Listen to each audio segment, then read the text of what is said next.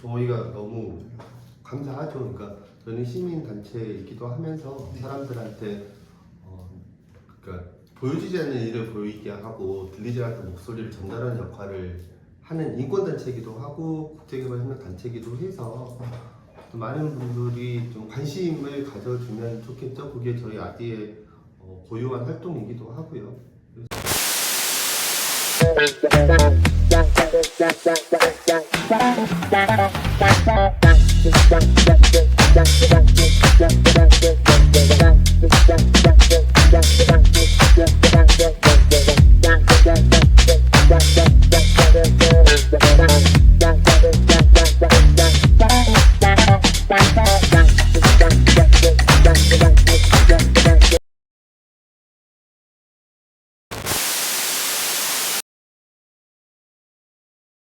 바로 가는 건가요? 사무국장님 간단한 소개랑 그다음에 네. 저희가 이제 또 홍보도 미약하지만 될 수 있기 때문에 네. 아디에 대해서 간단한 소개 부탁드리겠습니다. 네, 안녕하세요. 저는 사단법인 아디에서 활동하고 있는 이동화 활동가이고요. 단체에서는 사무국장 역할도 하고 이 활동을 시작했을 때 창립했던 활동가이기도 합니다.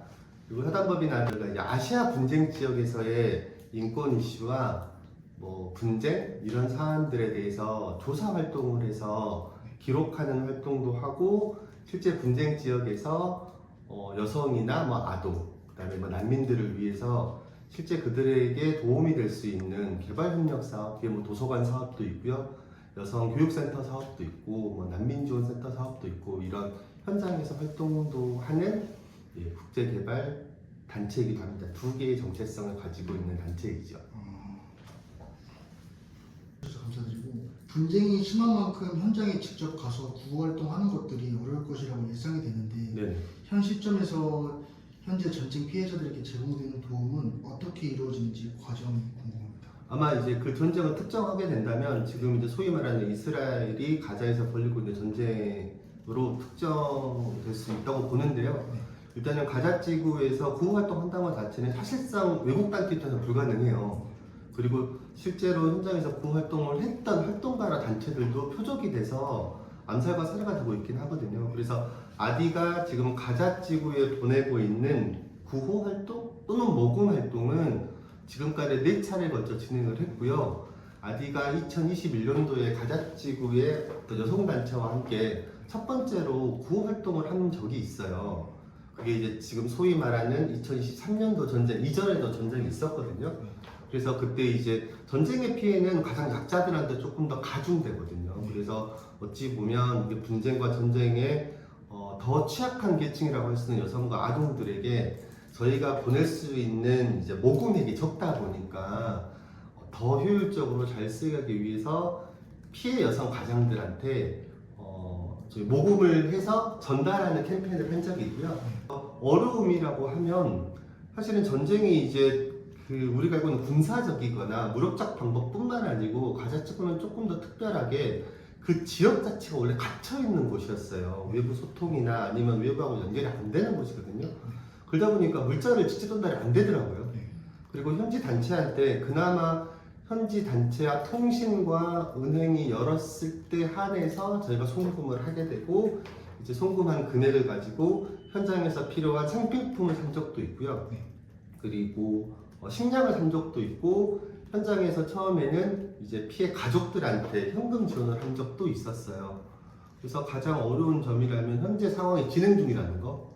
그래서 모든 것들이 불안정하고 통신이나 송금도 대단히 힘든 사정에서 너무 절박한 상황이니까 하고 있긴 한데 일반적인 재난 구호 이런 상황은 아닌 것 같아요. 그리고 또 러시아 우크라이나 전쟁은 또 다른 좀 측면이 있고요. 그런 특별한 상황에서 벌어지고 있는 어떤 전쟁이라고 하기도 하고 누군가는 집단 학살이라고 하고 있는 이 사태가 주는 어려움이 좀 큰 것 같아요. 네. 약간 사회적 약자를 대상으로 맞아요. 주로 그 모금 캠페인을 하시는 것 같은데 네네.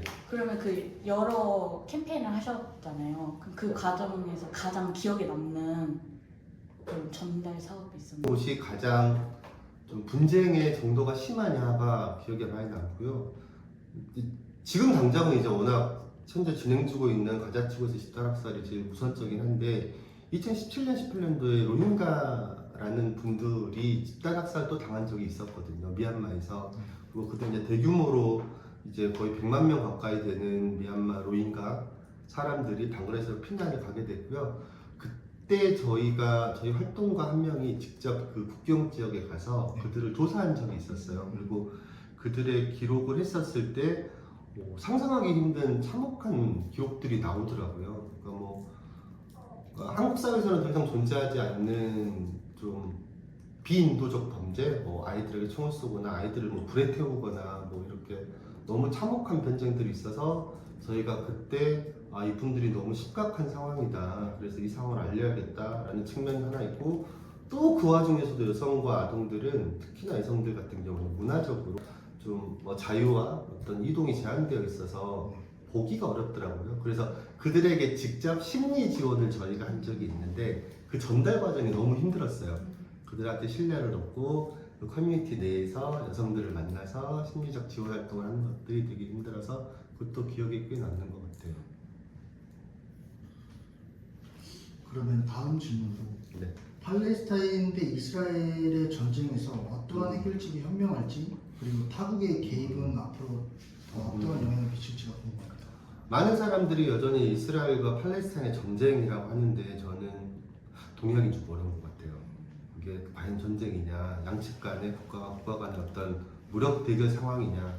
저희 같은 인권단체는 너무도 받아들이기 힘든 상황이고요. 어쨌든 전쟁이라고 많이 일컬어지니까 여기에서 해결책은 뭐냐고 하면, 사실은 해결책은 이미 국제사회에서 내놨어요. 해결책은 이스라엘과 팔레스타인은 1967년도 3차 중동 전쟁 이전에 국경을 가지고 양국이 소위 이제 공존하는 방식이 해결책이라고 해서 이게 소위 말하는 두 국가 아니거든요. 그 지역에 이스라엘과 팔레스타인이 같이 살아가면 돼요. 그리고 저는 많은 팔레스타인 사람들의 희망이기도 하고요. 근데 안타깝게도 이 두 국가 해결안은 자초가 되고 있죠. 저는 그건 철저하게 외교적이고 정치적인 이유 때문이라고 생각하고요. 해결책은 존재한다. 그리고 그 해결책을 지키기 위한 노력이 있었어야 되는데, 그런 지키기 위한 노력은 그거를 없애기 위한 노력보다 훨씬 더 미약했다라고 생각을 하고요. 그래서 타국의 개입은 그러니까 소위 이제 중동 국가 인근에 있는 중동 국가뿐만 아니고 전 세계적으로 사실은 이제 이스라엘과 팔레스타인 문제는 아주 되게 핵심적인 중요한 문제이잖아요. 개입을 잘했어야 돼요. 개입을 잘했어야 되고, 적어도 제3자로서의 개입을 했었어야 되는데 강자에 대한 일방적 지원이 있었고 약자에 대한 철저한 무시와 존재에 대한 부재는 너무 컸죠. 그리고 거기에서 팔레스타인 사람들이 하나의 테러 집단이나 아니면 광신도 집단으로 오랜 기간 동안 좀 프레이밍화된 부분도 있었기 때문에 타국의 개입은 큰 영향을 미쳤겠지만 그게 이제 좋지 않은 영향으로 많이 영향이 갔었고, 현재 지금 진행되고 있는 전쟁이건 집단 학살이든지 간에 이 타국의 개입은 일방적으로 팔레스타인에 대한 피해를 늘어가는 데 개입을 되고 있어서 너무 안타까운 생각은 듭니다. 되게 좀 일방적이죠. 근데 아리는 원래 그렇습니다. 저는 약자하고 연대를 하지 강자의 눈치를 보지는 않습니다. 안 될 것 같은데 이거. 이스라엘이 팔레스타인을 불법적으로 67년 이후에 현재까지 점령했다라는 이 전체 맥락들이 삭제가 되더라고요. 그래서 단순한 오보로고 보면 지금도 너무너무 많아요. 인터뷰를 했는데 인터뷰가 없을 수도 있겠네요. 아니, 무슨 거 있습니다. 아니, 안 될 것 같은데. 마지막은 저희 조의 공통 질문인데, 네. 평화란 무엇일까라는 질문입니다. 선생님은 평화 뭐라고 생각하세요? 저는 평화란 사실 현실적인 시각에서 봤을 때 그냥 힘과 힘이 중간 지점에서 만나는 것이 평화라고 생각합니다. 그러니까 소위 말해서 이제 협상을 하고 이제 중재를 하고. 네. 저는 평화가 무엇인지에서 어떻게 보면 그때는 사실 전 누구의 평화인지 사실 걱정이 됐었어요. 그러니까 사실 우리가 저도 인권단체긴 한데 활동할 때 물어보거든요. 인권이 뭐예요? 하면 정말 아주 교과서 답변을 하죠. 그래서 인간이 고유로부터 뭐 어떤 천부 인권을 하는데 저한테 인권은 누군가의 인권이거든요. 그러니까 누구는 그렇죠. 뭐 평화는 공기와 같다, 인권은 공기와 같다서 있을 때는 모르다가 없을 때 알게 된다.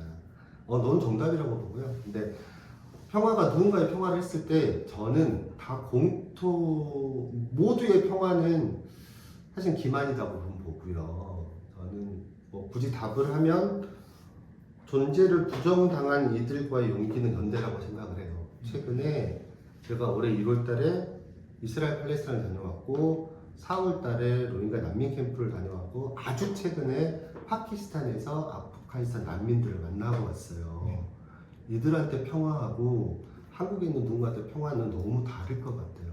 정말 그 송곳 위에 서 있는 사람들이 피를 흘리면서 걸어가고 있는 길이 있는 상태하고 그리고 뭐 어떠한 어려움도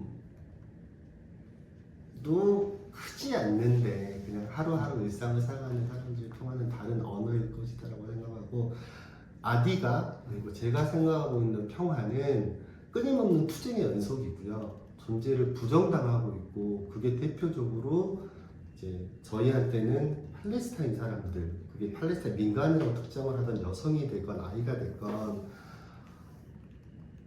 존재하고 있었는데 존재를 부정당하거나 왜곡시키는 그래서 그들이 뭐 테러리스트거나 아니면 하마스 수종자이기 때문에 이들이 죽음 자체가 정당화되고 있는 현실 그리고 미얀마에서 군사 쿠데타가 일어났고 여전히 군사 쿠데타를 일으켰던 장군이 해외에 나가서 한국의 국회의장과 악수를 하면서 존재를 과시하고 있는 현실 그 아래 고통받고 있는 이들 그리고 로힝가 난민이라고 국적도 없고 종교도 달라서 수십 년간 박해를 당했고 지금은 전 세계에서 가장 큰 난민 캠프에서 7년간 방글라데시 정부의 통제에 따라서 생존의 목적을 두고 있는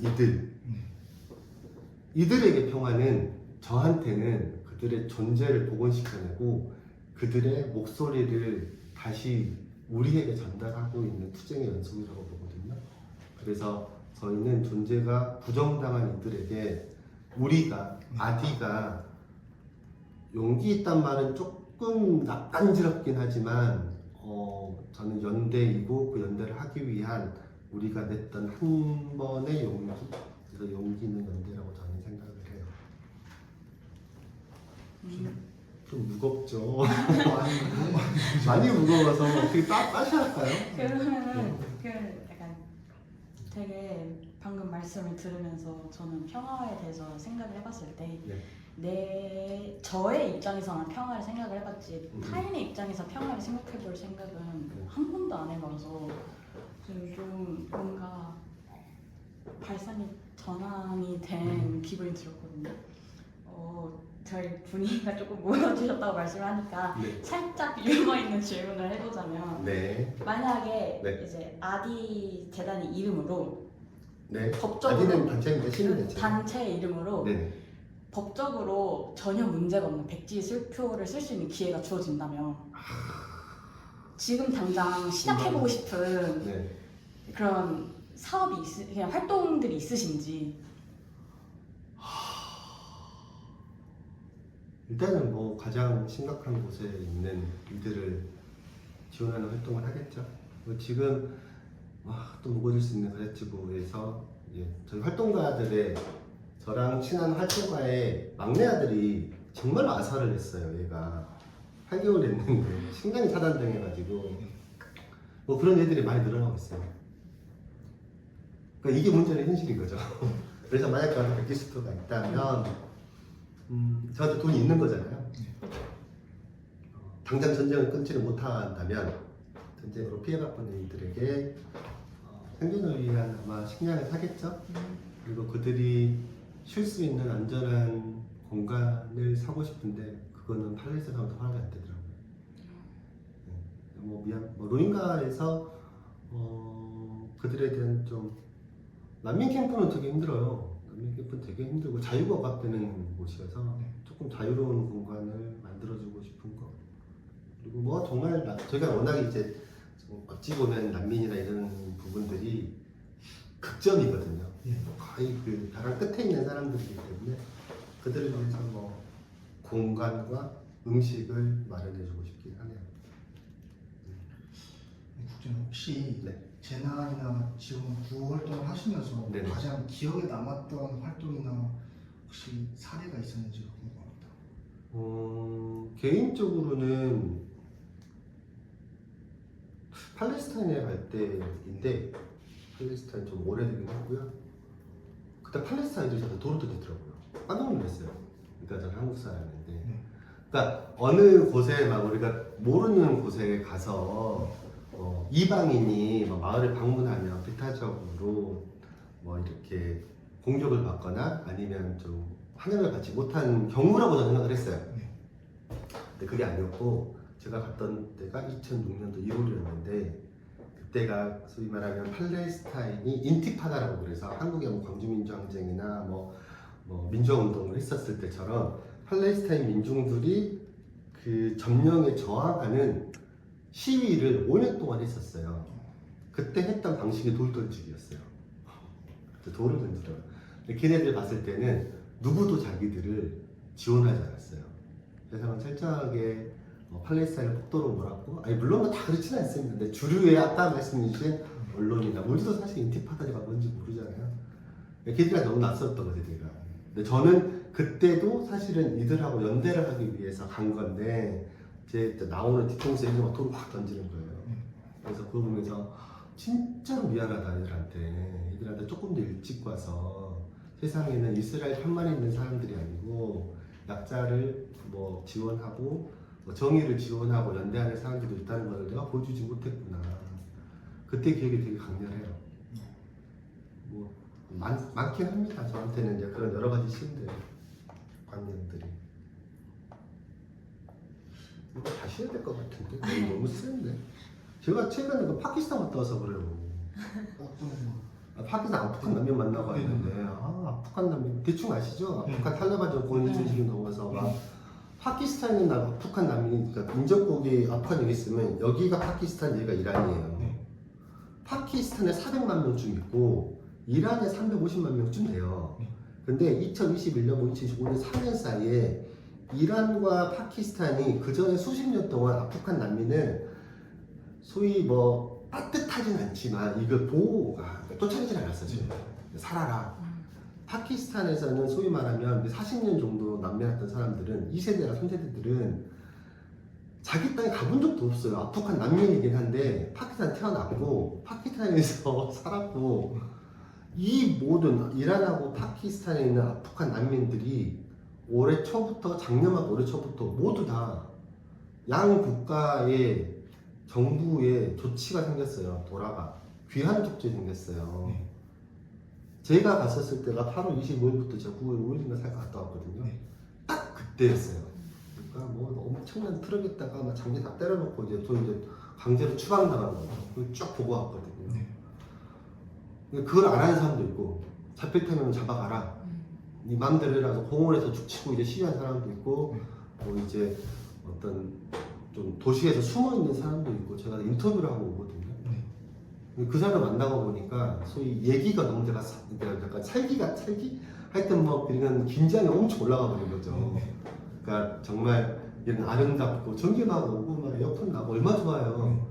전혀 그렇지 않거든요. 이런 데서는 어둠이 있고 전기가 없고 침묵이 흐르고 긴장감이 흐르고 그들과 막 몇 시간 동안 대화를 하면서 얘들의 일생을 들어야 되고 부담감을 전달해야 된다는 그 긴장감 때문에 아무래도 제가 가지고 있는 심리적 상태가 되게 날카롭고 부족한 상태인 것 같기는 해요. 네, 차치하더라도 사실은 선생님 질문 자체는 사실 어찌 보면 꼭 전달하고 싶은 메시지이기도 합니다. 그래서 팔레스타인 이스라엘 전쟁, 뭐 사실 그 모든 것도 시작되고 있는 새 국제사회 해결책은 뭐냐 나와 있거든요. 이제 나와 있고 한국 정부도 그것들을 동의를 했어요. 이 국가 안에 대해서 이 두 국가 해법 아니라고 하는데 이미 그럼요. 물론 이제 한국이 외교적으로 워낙 미국과의 관계 때문에 이스라엘과의 관계를 소위 이제 다른 국가처럼 이렇게 쉽게 하지 못하는 경우도 있죠. 근데 그럼에도 적어도 한국 정부가 가지고 있는 기본적인 외교적 틀은 이스라엘과 팔레스타인은 두 국가를 양립하라는 것들이 공식적인 입장이에요. 그것은 답이 있는 얘기인데 이 답이 안 지켜지는 현실을 우리는 너무 많이 지내고 있는 거죠. 그래서 이 현실에 대해서 그리고 그런 현실은 제가 볼 때는 프레이밍이고 그 프레이밍은 현재의 지금 집단 학살을 소위 구성하고 있는 하부에 있는 강한 여론들이라고 저는 봐요. 그래서 많은 사람들이 이스라엘에 대해서 하지 마라 뭐 하고 하다못해 지금 한국에 이스라엘 대사관이 있는데 거기 앞에서 항의하고 너희가 하고 있는 것들은 너무 도를 넘었다. 뭐 물론 이제 어떤 10월 7일 있었던 뭐 하마스의 무력적 뭐 침입과 거기 관련된 민간인의 테러, 뭐 인질의 납치 부분은 잘못되겠는데 비례성은 적어도 맞아야 될 거 아니에요. 비례성은 이미 애당초에 2, 3일 만에 다 깨졌고요. 저는 어쨌든 활동가다 보니까 이제 그 전쟁을 쭉 지켜보고 있고 뭐 학살을 지켜보고 있고 하고 있는데 초기에 10월부터 11월, 12월, 1월까지 가자 지구에 쏟아부은 이스라엘이 쏟아부은 미국산 폭탄, 독일산 폭탄, 한국산 무기가 핵폭탄 2개예요. 근데 가자 지구 크기가 얼마나 되냐면 한국의 강화도만 해요. 강화도만 하고 거기 230만이 살아요. 거기 핵폭탄 2개를 하면 사람들이 어디로 갑니까? 근데 이게 우리는 이제 이 공간과 시간이 갇힌 채로 그냥 이스라엘과 하마스, 이스라엘과 팔레스타인 양측 간의 전쟁을 한 거죠. 그러니까 이것들이 이제 지금까지 우리가 구축해 왔었던 국제 질서라고 할 수도 있고 우리가 생각하고 있었던 현실이었다고 저는 보고요. 뭐 이런 것들이 지금까지 극우적으로 가고 있는 이스라엘 정치에서는 가장 큰 자양분이라고 저는 보고 있어서 조금 이렇게 날카롭게 돼요. 이건 그 정말 저희가 중동과 관련된 분쟁 이슈들을 현명하게 대처하기 위해서 어떤 시각 및 태도를 가져야 할지가 궁금합니다. 저는 이제 한국 정부, 그다음에 뭐 한국의 시민사회가 가져야 될 태도는 이미 한국은 국제적으로 아시아에서는 특별히 더 그런데요. 민주주의가 고도로 발달했고 민주주의를 이뤘던 거의 아시아에서는 유일무이하고 전 세계적으로 유례없는 국가예요. 그게 두 번의 대통령을 그리고 선거로 뽑힌 대통령을 법적 절차에 대해서 폭력을 쓰지 않으면서 탄핵을 시켰고 다시 국민에 의한 권력으로서 정부를 구성했던 국가거든요. 이거는 뭐 미국도 영국도 유례가 없어요. 그러니까 그만큼 한국은 일대 정말 아시아에서 전 세계적으로 민주주의에 대해서는 탁월한 민주주의라고 생각을 하고요. 그동안에 있었던 한국의 시민들, 그다음 한국의 민중이 이뤘었던 민주주의에 대한 성과들이 기준이 되면 좋을 것 같아요. 국제 분쟁을 볼 때, 아니면 남은 나라의 어떤 무력 사태를 볼 때, 이것들을 무기를 파는데, 아니면 우리가 외교적으로 어떤 이득을 얻기 위한 뭐 이런 태도는 이제 더 이상 우리랑 맞지는 않다. 뭐 그들이 우리를 봤을 때 이미 한국은 정말로 대단한 민주주의 국가이기 때문에 우리가 가져야 될 특히나 뭐 북한인도 마찬가지고 일본도 마찬가지고 중국도 마찬가지고 되게 한국은 좀 지정학적으로 항상 취약한 위치에 있는 거잖아요. 전쟁이나 아니면 분쟁에 대해서 현재 벌어지고 있는 우크라이나 러시아도 마찬가지고 뭐 이스라엘, 뭐 팔레스타인도 마찬가지고 국익보다는 소위 그동안 우리가 가져왔던 원칙들, 민주주의의 원칙들, 그게 인권이 될 수도 있고 평화가 될 수 있고 그리고 나아가서 정의가 될 수 있고 저희가 정말 일제 식민 기간 동안 전 세계에 던졌던 메시지들은 한국의 독립을 주장을 했을 거잖아요. 아마 저는 그 프리즘이 필요하다고 봐요. 그래서 뭐 정말 진행되고 있는 이스라엘, 뭐 러시아, 우크라이나, 뭐 이스라엘과 팔레스타인에서 우리가 어떻게 경제적으로 뭐 수주 사업을 딸 것이냐 이런 것들은 더 이상 취하지 않았으면 좋겠고 거기에 있는 사람들 피해받고 있는 사람들에게 어떻게 그 고통을 멈출 수 있을지 그리고 그들의 인권을 어떻게 보호할 수 있을지 그들의 평화를 달성하면서 또 한반도의 평화도 연결시켜내는 평화를 위한 시각들을 저희는 꼭 가졌으면 좋겠습니다. 멋있는 말씀 감사합니다. 저희가 준비한 질문은 여기까지인데 마지막으로 영상을 보게 될 사람들에게 한마디 해주시고 싶으신 게 있으신가요?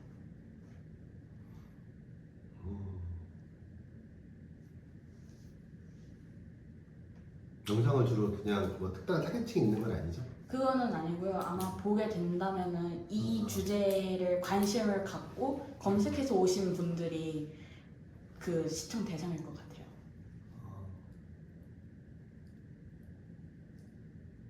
저는 일단 시민단체를 하면서 시민단체는 기본적으로 시민들의 지지와 후원으로 너무 쓰시네요. 시민단체는 기본적으로 시민들의 참여와 지지, 후원으로 이루어집니다. 그리고 국가가 할 수 있는 역할이 있고요. 그리고 기업이 할 수 있는 역할이 있고 저희 같은 시민단체가 할 수 있는 역할이 있다고 생각을 해요. 아무래도 정부 차원에서는 뭐 하기 어려운 부분들 하지만 그곳에 꼭 필요한 일들 기업이 소위 접근하기 어려운 지역들 저희 같은 시민단체들이 접근을 하고 사람 중심적으로 인권 중심적으로 활동을 이어가고 있어서요.